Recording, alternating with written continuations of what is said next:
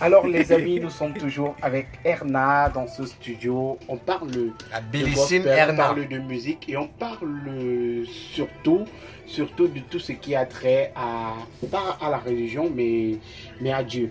Voilà, parce que très souvent, beaucoup de gens font la différence entre la religion et Dieu. Alors Erna, toi qui as changé de vie aujourd'hui, tout à l'heure, je te demandais s'il y a des choses qui ont changé dans ta vie. Tu dis qu'il y a beaucoup de choses et tu parlais de la relation avec tes parents.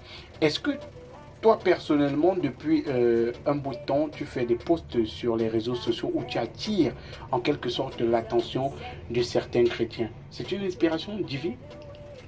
Oui, parce que de nature, je suis pas quelqu'un qui parle beaucoup. Dans la vie, hors les réseaux, je parle pas beaucoup. Et je ne peux pas me lever un matin, je commence à bavarder sur les réseaux et tout. Généralement, les posts que je fais, il y a des gens qui m'écrivent inbox pour me dire que je sais pas comment tu as su que c'était cette situation que je suis en train de traverser. Et ton post est tombé net quand je voulais prendre une décision. J'ai l'impression que c'est Dieu qui est en train de me parler et tout. J'ai beaucoup de personnes comme ça. Chaque jour, Dieu envoie des gens avec des problèmes. Et c'est pas moi.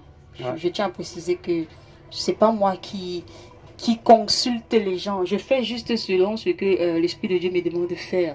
D'écouter, donner une parole, de réconforter parce que les gens souffrent. Beaucoup de gens souffrent. Vous voyez les gens dans les réseaux et tout. Nous tous, nous sommes millionnaires sur les réseaux sociaux. Il y a des douleurs que le clavier ne peut pas laisser transmettre. Et tu vois. Et c'est ça. Donc, c'est pas de moi, mais je veux pas m'auto-proclamer que ouais, je maîtrise. Non. Il y a des jours où je ne publie pas. Ouais. Voilà, et tout.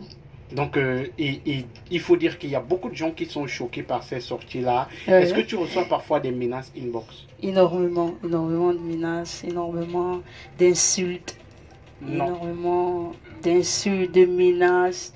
Des gens qui me disent tu te prends pour qui? Tu crois que tu es saint? Ce sont toujours des chrétiens qui le font. Ouais, il y a des chrétiens, ils sont mélangés. Hein. Il y a des chrétiens qui viennent me dire... les experts chrétiens. Ouais, moi je les appelle les supra-spiritual, qui viennent me dire... ouais, oui, mais on était comme toi au départ. On faisait... Mais mes frères, pourquoi tu dis on? Moi, j'étais pas là avec toi. Tu as ta foi, j'ai ma foi.